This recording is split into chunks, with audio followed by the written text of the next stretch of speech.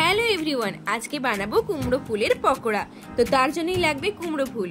তাই প্রথমে কুমড়ো ফুলগুলিকে গাছ থেকে তুলে নিয়ে চলে এসেছি। তারপর একে একে সমস্ত কুমড়ো ফুলের ভেতর থেকে ওই ভেতরের অংশটাকে কেটে নিতে হবে। কাটা হয়ে গেলে একটা পাত্রে জল নিয়ে সমস্ত কুমড়ো ফুলগুলিকে দিয়ে ভালো করে ধুয়ে নিতে হবে। ধোয়া হয়ে গেলে সমস্ত কুমড়ো ফুলগুলিকে ঝেড়ে নিয়ে আরেকটা পাত্রে রেখে দিতে হবে।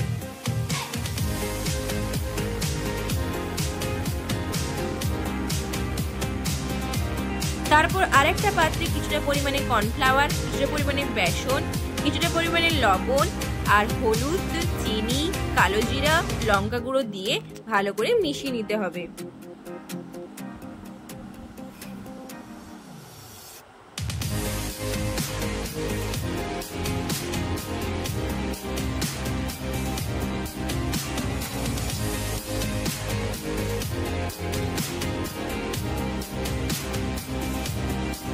তারপর জল দিয়ে ভালো করে মাখিয়ে নিতে হবে।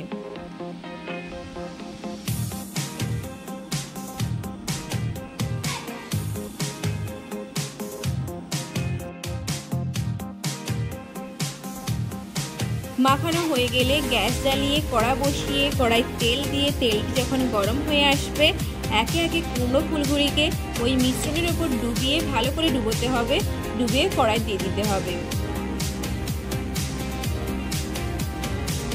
কুমড়ো ফুলগুলি যখন লাল লালভাবে ভাজা ভাজা হয়ে আসবে তখন কুমড়োগুলিকে নামিয়ে নিতে হবে। খেতে সত্যিই খুব ভালো হয়েছিল। আপনারা চাইলে এটাকে বাড়িতে ট্রাইও করতে পারেন। ভিডিওটি ভালো লাগলে লাইক, কমেন্ট, শেয়ার এবং সাবস্ক্রাইব করে দেবেন।